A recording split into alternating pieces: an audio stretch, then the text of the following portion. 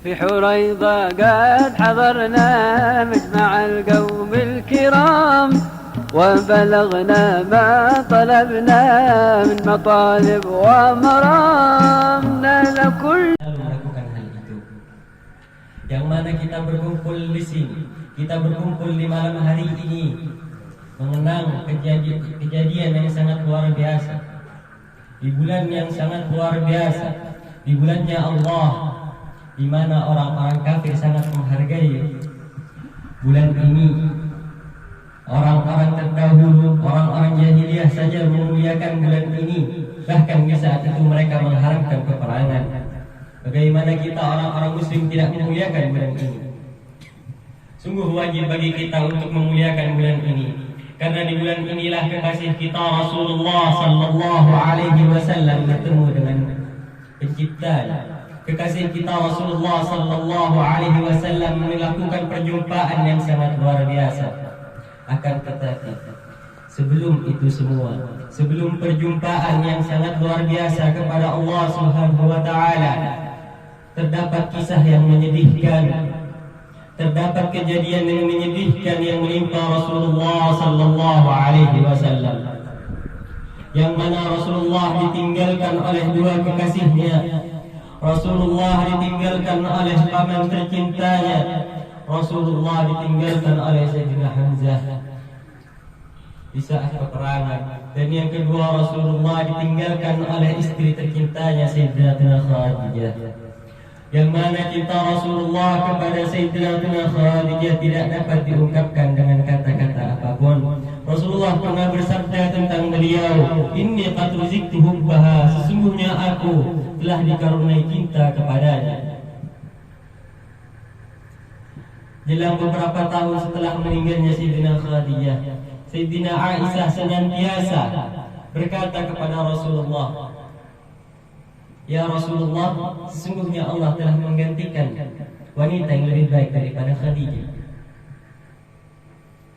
Rasulullah lalu berubah wajahnya, seakan-akan ia dalam keadaan marah dan berkata, "La wallah, sungguh tidak ya Aisyah, Allah tidak pernah menggantinya. Allah tidak pernah mengganti kekasihku Khadijah. Allah tidak akan pernah menggantikannya."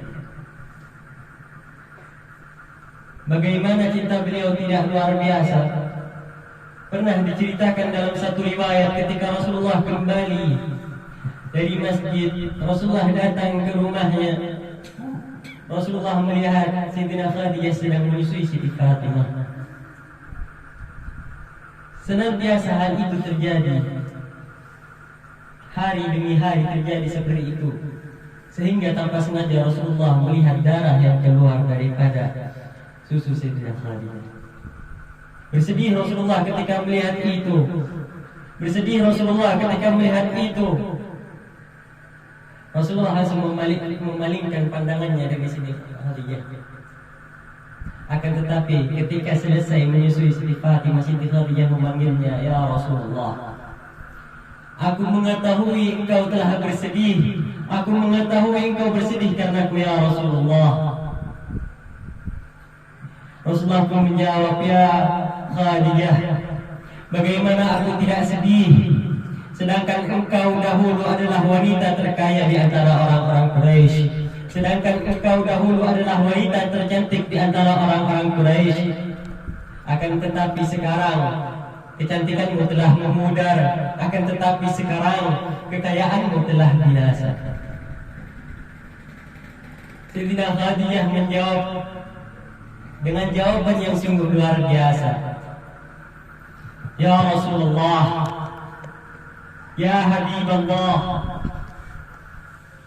ya Rasulullah," kata Sayyidina Khadijah, "apabila aku mati nanti dan engkau ingin pergi ke suatu tempat, engkau ingin menyeberangi lautan dan engkau tidak menemukan satu kapal pun, maka galilah kuburanku dan ambillah tulang belulangku untuk engkau jadikan kapal. Aku ridho semua anggota tubuhku untuk dijadikan dakwah fisabilillah." Inilah cinta sahabat-sahabat Rasulullah, inilah cinta keluarga-keluarga Rasulullah kepada Rasulullah sallallahu alaihi wasallam. Bagaimana Rasulullah tidak bersedih akan tinggalnya kekasih yang sangat mulia. Bahkan di antara kemuliaan Sayyidah Khadijah, Malaikat Jibril pun menyampaikan salam kepadanya. Malaikat Jibril pun menyampaikan salam kepadanya. Banyak sahabat-sahabat yang memiliki cinta luar biasa kepada Rasulullah. Termasuk salah satu di antaranya memiliki nama Khubayb bin Adi. Khubayb bin Adi adalah sahabat Rasulullah yang mana setelah Rasulullah pindah di Madinah, ia tetap tinggal di Mekah. Rasulullah melakukan peperangan-peperangan, ia akan senantiasa kembali ke kota Mekah. Ia tidak takut akan ancaman orang-orang kafir Quraisy. Kalau kita pikirkan dengan akal sehat, maka kita tidak akan pernah kembali ke kota Mekah, karena disitulah musuh-musuh Allah. Akan tetapi Khubayb bin Adi senantiasa kembali ke kotanya sendiri. Ia tidak takut apabila orang-orang kafir Quraisy akan membunuhnya. Ia tidak takut karena di hatinya telah penuh cinta dan keimanan kepada Rasulullah SAW. Ketika kembali dari suatu peperangan, Khubayb bin Adi kembali ke rumahnya yang berada di kota Mekah.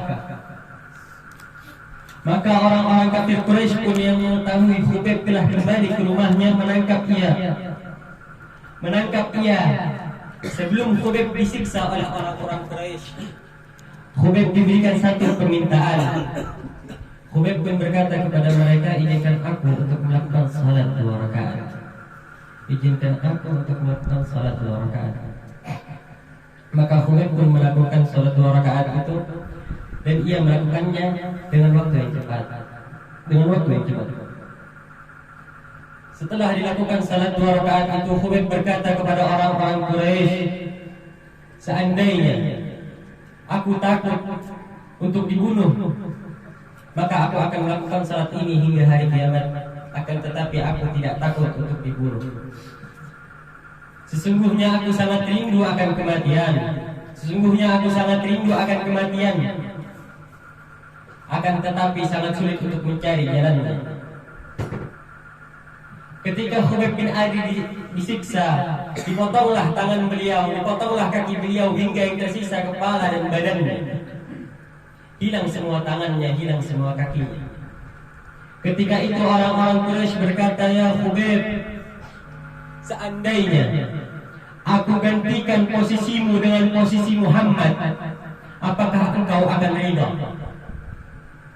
Khubayb bin Adi dalam keadaan luka yang parah, ia menaikkan suaranya dalam keadaan murka. Ia berkata, wallah la arda ana ma ahli fi baiti wa Muhammad yadurruhu syaukah. Wallah, aku tidak pernah ridho aku bersama keluargaku tenang berada di rumah, sedangkan Rasulullah SAW tertusuk durian kecil. Itulah cinta para sahabat kepada Rasulullah SAW. Kalau kita kembali kepada peristiwa Isra wal Mi'raj, setelah terjadinya 2 peristiwa itu, 2 perginya kekasih Rasulullah SAW, Allah ingin membahagiakan Rasulullah SAW dengan memanggilnya, dengan menemuinya. Banyak orang-orang yang tidak mempercayai hal itu, karena sesungguhnya bagi Allah semua hal mudah. Namun akal kita sangat sulit untuk mempercayai hal-hal yang di luar nalar. Sebelum Rasulullah melakukan perjalanan langit, Rasulullah melakukan perjalanan yang berada di bumi.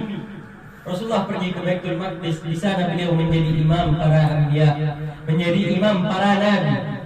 Sedangkan kalau difikirkan, yang lebih tua lebih pantas untuk menjadi imam. Akan tetapi para nabi tahu siapa yang lebih mulia, bukan siapa yang lebih tua. Akan tetapi para nabi lebih memajukan siapa yang terpilih. Sehingga Rasulullah SAW menjadi imam para nabi, menjadi imam para nabi di dunia. Ahli sejarah mengatakan bahwa para nabi Allah utus ruhnya untuk menghadiri salat itu. Setelah hal itu Rasulullah SAW diangkat oleh Allah Subhanahu wa Ta'ala untuk naik ke langit demi langit. Ke langit demi langit, banyak peristiwa-peristiwa yang luar biasa. Banyak peristiwa-peristiwa yang luar biasa. Banyak ia menemui para nabi. Akan tetapi yang dinanti-nanti adalah pertemuannya bersama Allah Subhanahu wa taala. Pertemuannya bersama Allah Subhanahu wa taala. Dikatakan ketika Rasulullah bertemu dengan Allah Subhanahu wa taala, Jibril tidak ikut karena Jibril tidak pantas, karena Jibril tidak mampu untuk melampaui apa yang telah dicapai oleh Rasulullah sallallahu alaihi wasallam. Bahkan buah kendaraan Rasulullah sallallahu alaihi wasallam tidak dapat masuk ke tempat itu. Allah yang memanggil ruh Muhammad, Allah yang memanggil jiwa Muhammad untuk bertemu. Pertemuan para kekasih, pertemuan yang menghilangkan luka di hati. Sungguh luar biasa pertemuan itu, yang mana Allah Subhanahu wa taala menghadiahkan kepada kita salat. Kalau banyak daripada amal ibadah, Allah hanya memerintahkan Jibril untuk memberitahukannya kepada Rasulullah. Akan tetapi ketika Allah memerintahkan salat, Allah memanggil kekasihnya. Karena itu salat adalah hubungan antara hamba dan Tuhan. Imam Ali Zainal Abidin pernah berkata, aku berbicara kepada Tuhanku dan Tuhanku menjawab pertanyaan. Ditanya Imam Ali Zainal Abidin, bagaimana engkau melakukan itu? Kata beliau, aku salat dan aku membaca ayat-ayat Al-Quran. Ketika aku salat, maka aku telah berbicara kepada Tuhanku. Dan apabila aku membaca Al-Quran, Tuhanku telah menjawab pertanyaan-pertanyaan. Akan tetapi salat, yang mana ibadah yang sungguh luar biasa, sangat berat bagi kita. Karena di sini kita tidak memiliki orang-orang yang mana orang itu mengingatkan kita. Karena di sini kita tidak diberitahukan bagaimana besarnya pahala salat. Karena di sini kita tidak diberitahukan bagaimana pedihnya orang-orang yang meninggalkan salat. Seandainya Allah langsung berikan kepada kita balasan orang-orang yang melakukan salat, maka tidak akan ada rumah-rumah yang kosong daripada sejadah-sejadah yang tidak pernah kita sujud di atasnya. Maka tidak akan pernah ada rumah-rumah yang mana rumah itu gelap dari antara cahaya-cahaya salat. Sungguh apabila kita mengetahui bagaimana indahnya salat, bagaimana nikmatnya salat, kita akan senantiasa melakukannya. Bersyukur, kewajiban kita setiap hari hanya 5. Bersyukur, seharusnya kita lebih bersyukur karena perjumpaan Rasulullah kepada Nabi Musa. Nabi Musa yang membuat kewajiban kita berkurang. Nabi Musa yang membuat kewajiban kita berkurang. Ada satu sebab mengapa Rasulullah SAW senantiasa bertemu Nabi Musa ketika Isra wal Mi'raj. Sebab daripada Nabi Musa senantiasa bertemu dengan Rasulullah SAW ketika Isra Mi'raj, ialah ketika Nabi Musa di semasa hidupnya beliau ingin bertemu dengan Allah Subhanahu wa taala. Akan tetapi Allah Subhanahu wa taala tidak mengizinkannya. Akan tetapi Allah Subhanahu wa taala hanya memerintahkannya untuk melihat kepada gunung. Ketika Allah sedikit memberikan cahayanya kepada gunung itu, Nabi Musa pun terpingsan. Ketika Nabi Musa terbangun dari pingsannya, beliau berkata, "Ya Allah, seandainya aku tidak dapat melihatmu, maka izinkanlah aku untuk dapat melihat orang yang dapat melihatmu." Itulah sebab mengapa Rasulullah SAW senantiasa bertemu dengan Nabi Musa. Itulah sedikit ringkasan dari Isra wal Mi'raj. Dan ajaran yang kedua di sini, kita berkumpul bersama-sama untuk merayakan haul dua pecinta, dua guru tariqah, dua orang yang mengenal la ilaha illallah, dua orang yang mengajarkan kita untuk selalu menyebut Allah, Allah, Allah. Orang yang senantiasa mencintai kita. Banyak dari kita yang sudah berkata, banyak dari kita yang berkata beliau sudah meninggal, beliau sudah tidak ada. Sungguh orang-orang seperti itu adalah orang-orang yang buta mata hatinya. Allah berkata dalam Al-Qur'annya, "Wa la taqulu liman yuqtalu fi sabilillahi amwat, bal ahya'un walakin la tashkurun." Jangan pernah kalian katakan kepada orang-orang yang telah mati di jalan Allah, ia telah tiada. Sungguhnya ia ada, akan tetapi kalian tidak merasakannya. Seandainya benar cinta kita kepada mereka, benar cinta kita kepada Habib Haidrah, benar cinta kita kepada Guru Zain, maka kita akan melihatnya. Cukup hanya mengucap namanya. Cukup hanya mengucap namanya, kita akan melihatnya. Akan tetapi cinta kita hanya sebatas di lisan. Cinta kita sebatas hanya di lisan. Kalau tidak karena haul, maka mungkin kita tidak akan pernah mengingat beliau. Kalau bukan karena haul, mungkin kita telah melupakan beliau. Seandainya kita benar-benar mencintai beliau, maka senantiasa setiap harinya kita selalu mendoakan beliau. Bukan suatu kebanggaan dari seorang guru apabila muridnya mengingatnya dalam 1 tahun sekali, bukan kebanggaan. Bahkan itu adalah hinaan apabila muridnya hanya mengingat gurunya 1 tahun sekali. Murid macam apa yang mengingat gurunya 1 tahun sekali, sedangkan gurunya selalu mengingatnya setiap hari. Bahkan menangis air mata, mengalir air mata gurunya hanya untuk mendoakan murid-muridnya. Guru-guru murabbi seperti ini senantiasa mendoakan murid-muridnya, senantiasa mengharapkan murid-muridnya untuk selalu bersamanya di dunia maupun di surga. Tidak ada guru-guru murabbi seperti beliau, seperti Habib Haidrah, seperti Guru Zain yang mengharapkan murid-muridnya untuk terjerumus dalam panasnya api neraka. Kalau seandainya beliau memang menginginkan murid-muridnya untuk masuk ke dalam api neraka, maka beliau tidak akan pernah mengajarkan bagaimana indahnya menyebut nama Allah, bagaimana indahnya berkumpul bersama-sama menyebut kalimat La ilaha illallah. Akan tetapi karena kita di sini mengharapkan cinta, karena kita di sini sama-sama ingin menggali hati kita, sama-sama ingin mensucikan hati kita, kita berharap semoga beliau mengampuni dosa-dosa kita, semoga beliau memaafkan kita, semoga beliau senantiasa mengakui kita sebagai muridnya. Beliau, Guru Zaini, yang mengajarkan kita bagaimana maulid, membaca maulid, yang mengajarkan kita bagaimana cinta kepada Allah, cinta kepada Rasulullah, dan cinta kepada Ahlul Bait Nabi. Seakan-akan beliau telah mengamalkan hadis yang diriwayatkan oleh Rasulullah sallallahu alaihi wasallam, yang mana Rasulullah bersabda, "Ahibbullah lima yadhkurukum bihi min ni'amih." Cintailah Allah karena Allah yang memberikan nikmat. Beliau telah mengajarkannya kepada kita. Wa ahibbuni lillah, dan cintailah Rasulullah karena Allah. Beliau telah mengajarkannya pula kepada kita. Wa ahibbu ahla baiti lihubbi, dan cintailah keluarga-keluargaku karena Rasulullah. Mengerti bagaimana keluarga Rasulullah bukan maksud kita di sini untuk ingin dimuliakan, akan tetapi kita di sini mengulang pelajaran-pelajaran guru kita agar kita senantiasa berjalan di jalan guru kita, agar kita senantiasa bisa meniru bagaimana guru-guru kita terdahulu. Tidak akan pernah merugi orang-orang yang mencintai Ahlul Bait Nabi sallallahu alaihi wasallam. Imam Ali Zainal Abidin pernah bertemu dengan kumpulan-kumpulan orang-orang, yang mana orang-orang tersebut berkata kepada beliau, "Ahlan wa sahlan bika ya ibn Rasulillah." Selamat datang kepadamu wahai anak Rasulullah. Kata orang-orang tersebut, kata kumpulan tersebut. Lalu kumpulan tersebut berkata, "Kaifa asbahta ya ibn Rasulillah?"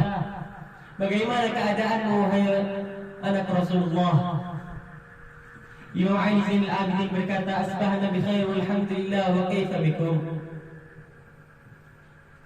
Aku dalam keadaan baik, kata Imam Ali Zainal Abidin, dan bagaimana keadaan kalian? Dan bagaimana dengan keadaan kalian? Kata kumpulan orang-orang tersebut, asbahna bihubbi Rasulillah wa ahli baitin Nabi Muhammad sallallahu alaihi wasallam. Kita semua dalam keadaan cinta kepada Rasulullah dan cinta kepada keluarga Rasulullah sallallahu alaihi wasallam. Lalu Imam Ali Zainal Abidin tersenyum dan berkata, "Man ahabbana li ajli dunya, razaqallahu min haitsu la yahtasib."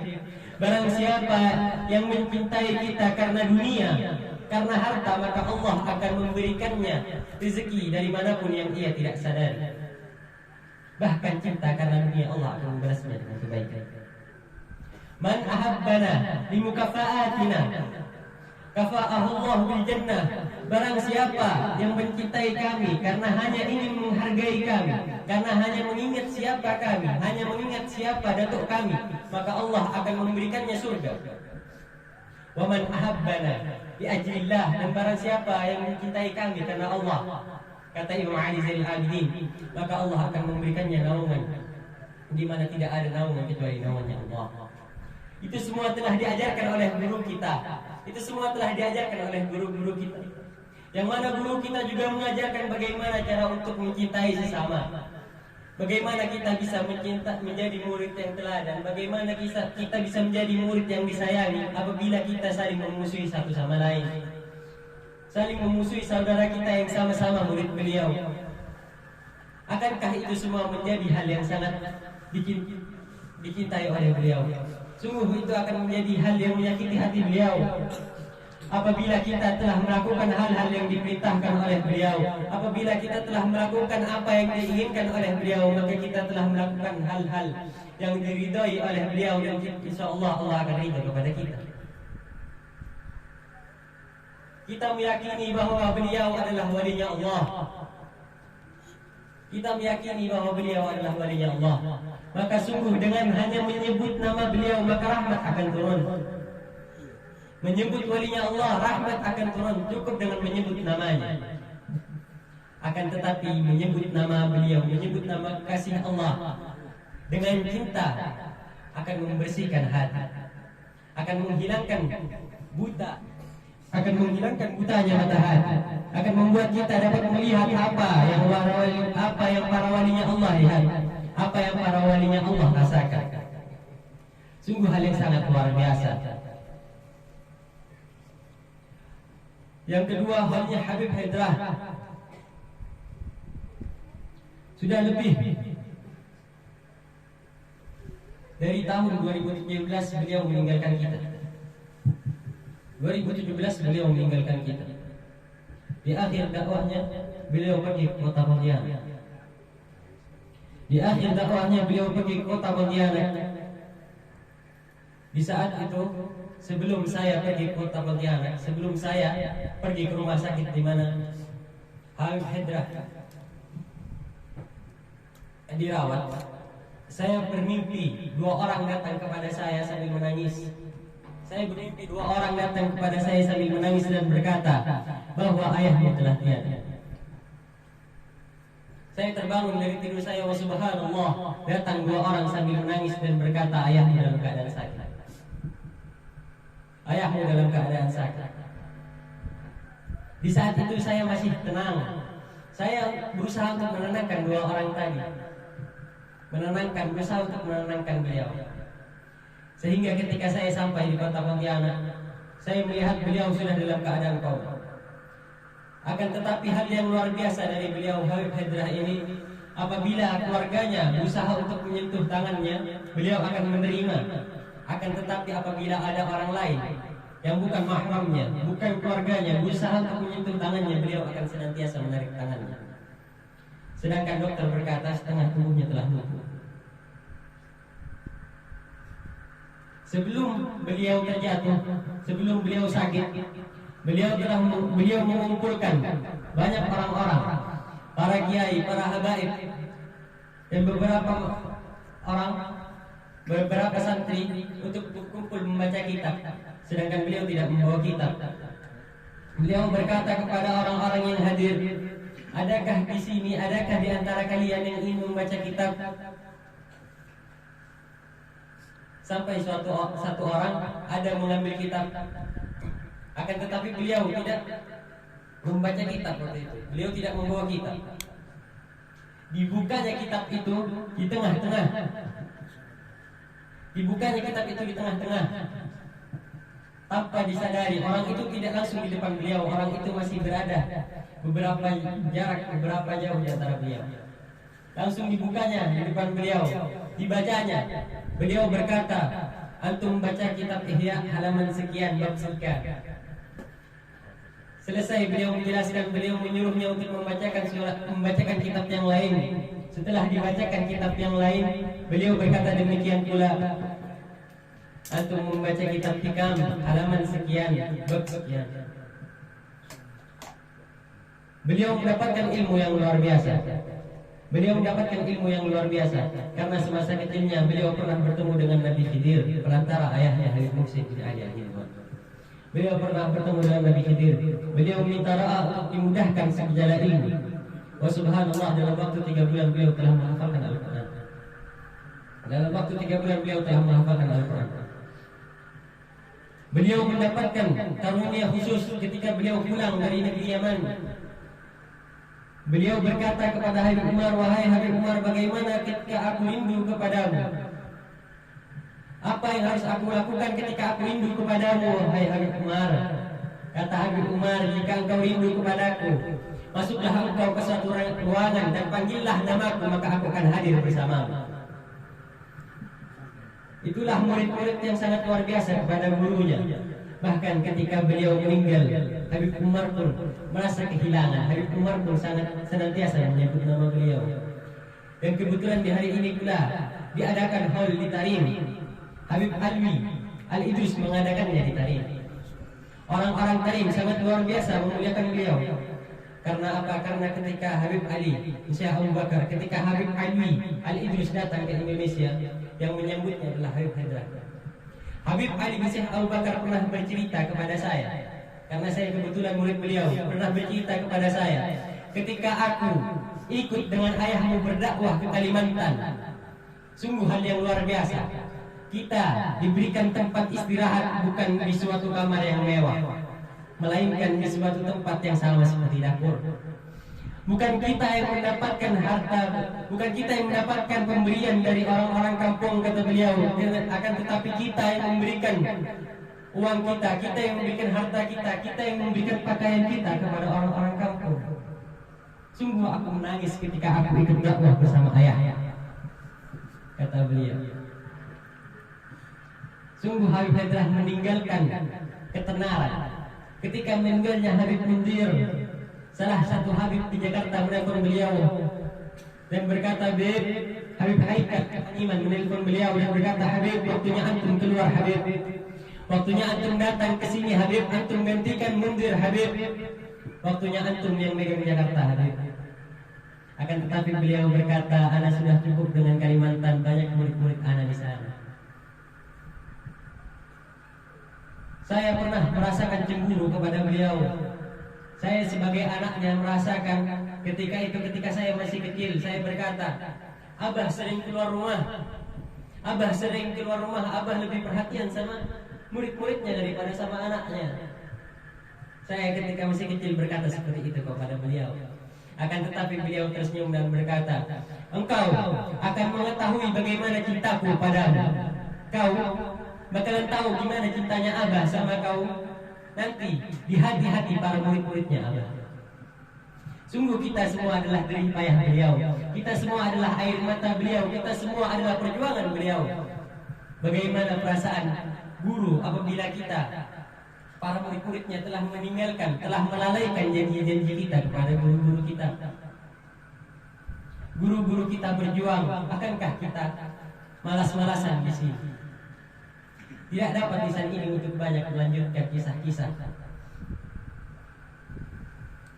Mohon maaf sebanyak-banyaknya. Semoga kita di sini semua diampuni oleh Allah Subhanahu wa taala. Semoga kita diakui sebagai murid yang berbakti. Semoga kita bukan hanya murid di dunia, akan tetapi berkumpul bersama di akhirat.